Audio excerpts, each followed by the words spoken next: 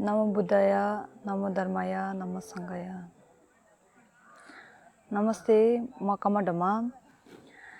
आज यस भिडियो मार्फत लुम्बिनी बौद्ध विश्वविद्यालयमा मेरो 4 वर्षको अनुभव कस्तो रह्यो भने सुनाउने जुन एउटा अवसर दिनुभएको छ, त्यसको लागि म यस ठाउँको मिडियाका सम्पूर्ण सदस्यहरूलाई हृदयदेखि धन्यवाद दिन चाहन्छु।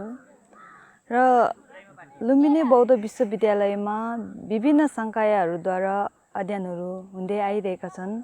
2019 देखि लुम्बिनी बौद्ध विश्वविद्यालयले बोर्ड बुद्धिस्ट प्रोग्राम पनि सञ्चालन गरिएको थियो र त्यति बेला हामी 14 जना लामा आनीहरू यहाँ आएका थियौँ र यसरी हामी 14 जनाबाट सुरु गरिएको यो प्रोग्राम अहिले लगभग 50-60 जना लामा आनीहरूले चाहिँ यहाँ अध्ययन गरिरहेका छन्।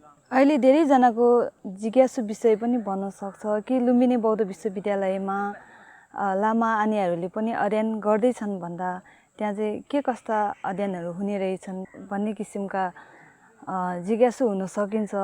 त्यो चाहिँ कस्तो रहेको छ भन्दा हामीले अहिलेसम्म गुम्बामा बसेर जुन हामीले अध्ययन गर्दै आइरहेका लामा आनीहरू छन्, यहाँहरूले चाहिँ 12 वर्षसम्म पढेको पढाइलाई बाहिरको +2 को सर्टिफिकेटसँग एउटा समकक्ष मिलाएर हैन इक्विभ्यालेन्ट मिलाएर चाहिँ यस लुम्बिनी बौद्ध विश्वविद्यालयमा स्नातक पढ्न पाउने एउटा सुनौलो अवसर यस लुम्बिनी बौद्ध विश्वविद्यालयले प्रदान गरिएको छ र यो चाहिँ एउटा एकदमै सुनौलो अवसर हो जस्तो लाग्छ मलाई।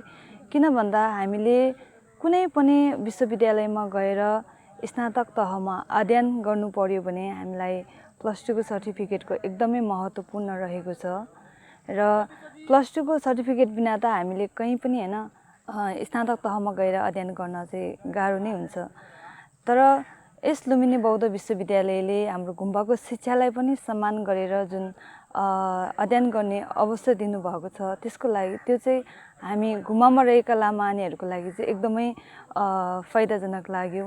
गुम्बामा हामीले अहिलेसम्म जुन 12 वर्षसम्म पढ्दै आएको शिक्षा छ, त्यसलाई चाहिँ हामीले एउटा शैक्षिक शिक्षासँग जोड्न या औपचारिक ढङ्गले अगाडि बढ्नको लागि चाहिँ यो नै एउटा राम्रो ठाउँ हो जस्तो लाग्छ हैन। योभन्दा सुनौलो अवसर चाहिँ हामीले अरू कहीँ पाउँछ जस्तो लाग्दैन। जुन यो अवसर मैले पनि ग्रहण गर्न पाएँ, त्यसको लागि म एकदमै खुसी छु। लुम्बिनी बौद्ध विश्वविद्यालयमा आउनु अघि मलाई लुम्बिनी बौद्ध विश्वविद्यालयको बारेमा खासै थाहा थिएन। तर जब लुम्बिनी बौद्ध विश्वविद्यालयले बोर्ड बुद्धिस्ट प्रोग्राम सञ्चालन गरिएको सूचना आयो, त्यसपछि मैले यस लुम्बिनी बौद्ध विश्वविद्यालयको बारेमा बुझ्ने प्रयासहरू गरेँ। त्यसै गरी यसरी बुझ्ने प्रयास गर्दै जाँदा मैले बौद्ध महासङ्घका पूर्व अध्यक्ष आचार्य नुर्बुसँग पनि भेट्ने एउटा मौका पाएँ र उहाँसँग यसरी यस लुम्बिनी बौद्ध विश्वविद्यालयको बारेमा बुझ्दै जाँदा मलाई पनि यहाँ पढ्न आउने इच्छा लाग्यो। 2019 को जुन जुलाईतिर म काठमाडौँदेखि लुम्बिनी आएको थिएँ। यसरी काठमाडौँदेखि लुम्बिनी आउँदै गर्दा मनमा एक किसिमको डर भनौँ या चिन्ता हैन अनौठो भावनाहरू आइरहेको थियो। जस्तै अब हामी पहिलादेखि गुम्बामा बसिरहने बानी भएकाले हैन अचानक गुम्बादेखि यसरी टाढा जाँदा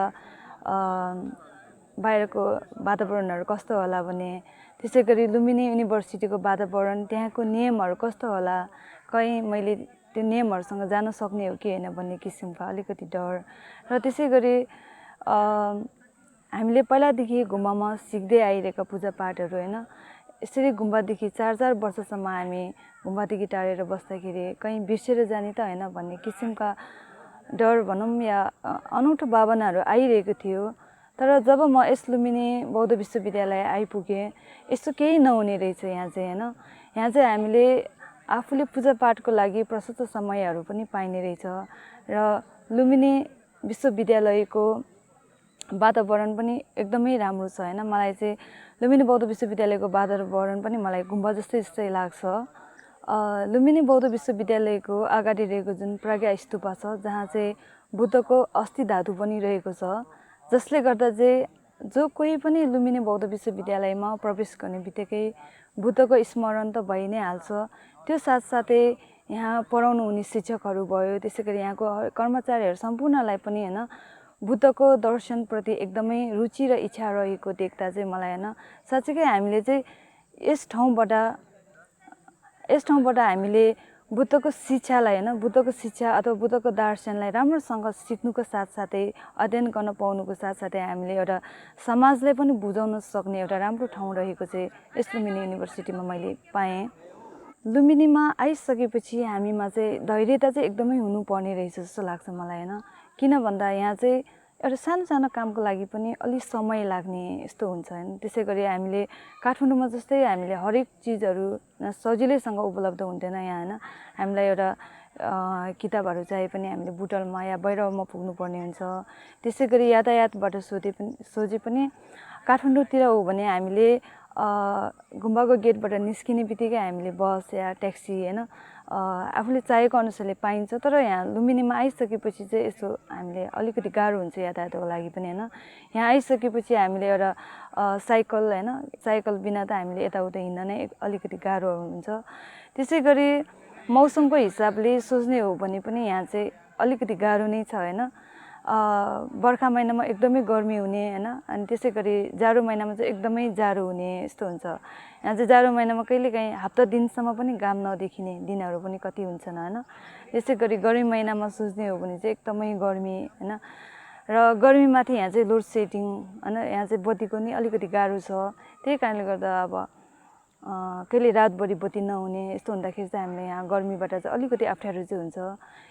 र एक चाहिँ हामी हिमालमा बस्ने हामी हिमालदेखि आएको कारणले गर्दा पनि होइन हामी तराईमा बस्ने बानी नभएको कारणले पनि होला मलाई यहाँ आएको सुरुको 1-2 महिना चाहिँ अलिकति गाह्रो नै भएको थियो होइन। एकदमै गर्मी कहिलेकाहीँ रातभरि सुत्न नसकेर हुन्छ नि अब गर्मीमाथि बत्ती नहुँदाखेरि रातभरि बत्ती नहुँदाखेरि गर्मीले सुत्न नसकेर हामी 1-2 बजे पनि कौसीमा घुमिरहेको दिनहरू पनि कति थियो होइन। त्यतिखेर मलाई कहिलेकाहीँ यस्तो लाग्थ्यो कि यस्तो गर्मीमा म 4 वर्ष कसरी बस्ने बरु म काठमाडौँ फर्केर जाउँ जस्तो विचारहरू पनि आएको थियो मलाई होइन। तर मैले त्यतिखेर एउटा सानो गर्मीको कारणले गर्दा म काठमाडौँ फर्केर गएको भए होइन आज म यहाँ बसेर मेरो 4 वर्षको होइन अनुभव सुनाउने अवसर पनि पाउँदैन थियो होला। त्यस कारणले हरेक चुनौतीमा होइन हामीले एउटा अवसर पनि सँगसँगै लिएर आउने रहेछ। र मलाई यहाँ आउँदाखेरि भर्खर आउँदाखेरि मैले यहाँ 4 वर्ष कसरी बस्ने भन्ने टाइपको फिलहरू भएको थियो। तर आज होइन 4 वर्ष बितेको थाहै पाएन। हाम्रो 4 वर्ष बिति नै सकेछ। हिजो भर्खर आएको जस्तो लाग्छ मलाई। कति चाँडै मेरो स्नातक तह पनि पुरा भइसकेको रहेछ। र अहिले चाहिँ म लुम्बिनी बौद्ध विश्वविद्यालयमा ब्याचलरको फर्स्ट सेमिस्टरहरूलाई पनि पढाइरहेको छु। र अब 1-2 महिनापछि म यहीँबाट होइन लुम्बिनी बौद्ध विश्वविद्यालयबाट नै एमए यहीँबाट अध्ययन गर्ने प्लानिङमा पनि रहेको छु। 2019मा हामी 14 जनाबाट सुरु गरिएको यो प्रोग्राम अहिले हेर्दै हामी 50-60 जना लामानीहरूले चाहिँ यहाँ अध्ययन गरिरहेका छन्। अहिले यसो फर्केर हेर्दा होइन 5औँ ब्याचसम्म पुगिसकेका रहेछन्। र यसरी 5औँ ब्याचसम्म आइपुगेको देख्न पाउँदा होइन मलाई आफैमा एकदम गर्व लाग्छ कि यो प्रोग्राम सुरु गर्दाको पहिलो ब्याचमा चाहिँ पढ्ने हामीहरू थियौँ भनेर। लुम्बिनीमा आइसकेपछि हामीलाई एउटा गुम्बाको पनि एकदम सपोर्ट चाहिने रहेछ होइन। गुम्बाको सपोर्ट बिना चाहिँ हामीले यहाँ अध्ययन गर्न चाहिँ अलिकति गाह्रो हुन्छ हरेक चिजबाट पनि। तर लकिली मलाई चाहिँ गुम्बाबाट एकदमै राम्रो सपोर्ट छ। त्यही कारणले गर्दा चाहिँ मलाई यहाँ आएर यस्तो खासै यस्तो अप्ठ्यारो चाहिँ केही भएन। लुम्बिनी बौद्ध विश्वविद्यालयमा बोर्ड बुद्धिस्ट प्रोग्राम अन्तर्गत रहेर के कस्ता पढाइहरू हुन्छन् भने हामीले चाहिँ यहाँ आएर पढ्ने भनेको पहिला हामीले जुन गुम्बामा पढिरहेका छन् अध्ययन गरिरहेका छन् त्यो किताबलाई नै हामीले यहाँ आएर पढ्ने हो। जस्तै विशेष गरी बुद्धका प्रमुख 5वटा ग्रन्थहरूमा होइन त्यसै गरी बुद्धका दर्शन त्यसमा नै हामीले अध्ययन गर्ने हो। र एउटा राम्रो कुरा चाहिँ के छ भन्दा हामीले सम्बोध लिपिद्वारा नै हामीले चाहिँ यहाँ आएर अध्ययन गर्ने रहेछ। त्यो साथसाथै हामीले नेपाली र अङ्ग्रेजी पनि अध्ययन गर्ने रहेछ होइन। र यदि आफूलाई इच्छुक छ भने अन्य भाषाहरू जस्तै संस्कृत भयो पाली भयो चाइनिज भाषा पनि सिक्न सक्ने एउटा राम्रो वातावरण चाहिँ यस लुम्बिनी युनिभर्सिटीमा रहेको छ। मलाई कतिजना चिन्ने साथीहरूले सोधि पनि रहन्छ कि हामीलाई पनि लुम्बिनी युनिभर्सिटीमा आएर अध्ययन गर्ने मन छ तर हाम्रो चाहिँ त्यहाँ गुम्बा नहुँदा होइन हामी कहाँ बसेर अध्ययन गर्ने भन्ने खालको प्रश्नहरू पनि धेरै आउँछ। त्यो चाहिँ कस्तो रहेको छ भन्दा लुम्बिनी बौद्ध विश्वविद्यालयले यहाँ पढ्न आउने विद्यार्थीहरूको लागि होस्टेलको व्यवस्थापन एकदम राम्रो गरिएको छ होइन। र अहिले बोइज होस्टेलमा लगभग 50-60 जना लामाहरू बस्दै आइरहेका छन् भने गर्ल होस्टेलमा बिएका बिटिटिएमका त्यसै गरी केही आनीहरू पनि बस्दै आइरहेका छन्। र होस्टेलमा एउटा राम्रो चाहिँ के छ भन्दा यहाँ थोरै विद्यार्थी भएको कारणले पनि होला रुमहरू चाहिँ अरूसँग सेयर गर्नु नपर्ने हैन। आफू एक्लै आफूले जसरी बस्न मन लाग्यो त्यसरी हैन।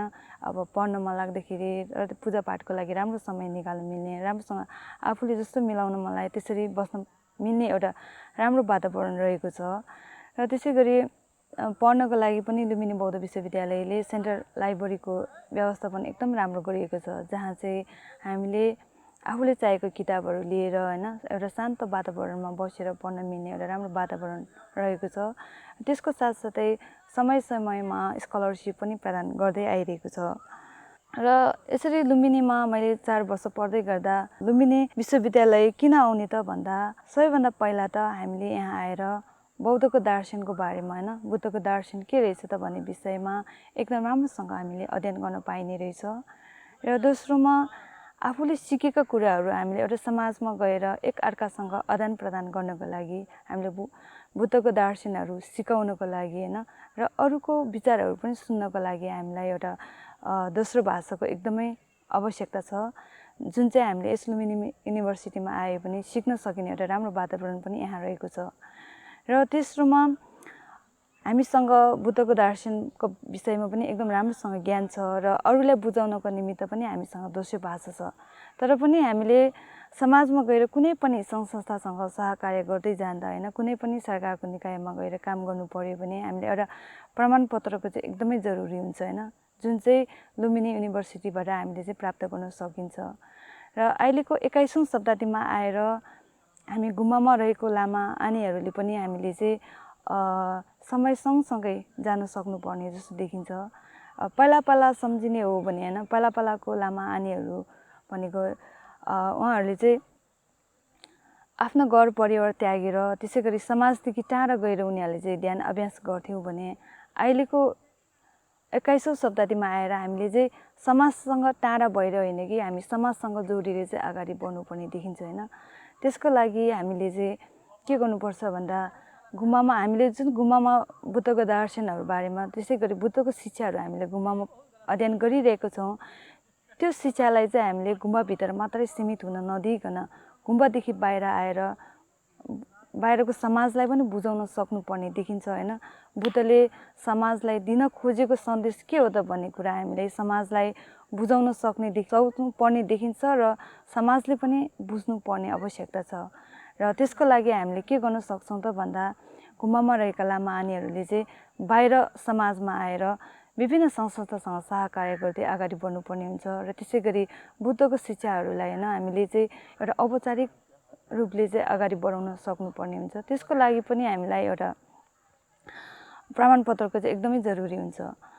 र ज्ञानको हिसाबले सोच्ने हो भने हामीले गुम्बामा बसेर पनि हामीले बुद्धको दर्शनहरू बारेमा हैन धेरै ज्ञान त हामीले सिक्न सकिन्छौं। र गुम्बाबाट पनि हामीलाई एउटा प्रमाणपत्र त हामीलाई प्रदान गर्छ, तर जुन गुम्बाबाट हामीलाई प्रमाणपत्र प्रदान गरिएको छ त्यो चाहिँ हामीले राज्यबाट मान्यता नभएको हुँदा हैन त्यो सर्टिफिकेटले चाहिँ हामीले कुनै पनि समाजमा गएर या कुनै पनि सङ्घ संस्थामा गएर सहकार्य गर्दा अलिकति अप्ठ्यारो चाहिँ पर्न जान्छ हैन।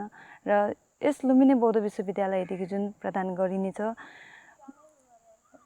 त्यसमा चाहिँ पुरै राज्यले मान्यता भएको सर्टिफिकेट हुँदा चाहिँ हामीले हैन कुनै पनि संस्थामा गएर सहकार्य गर्न सजिलो हुने र विश्वमा कुनै पनि ठाउँमा गएर हामीले बुद्धको शिक्षालाई एउटा औपचारिक रूपले सिकाउन सक्ने एउटा चाहिँ यस लुम्बिनी युनिभर्सिटीबाट पाइने रहेछ।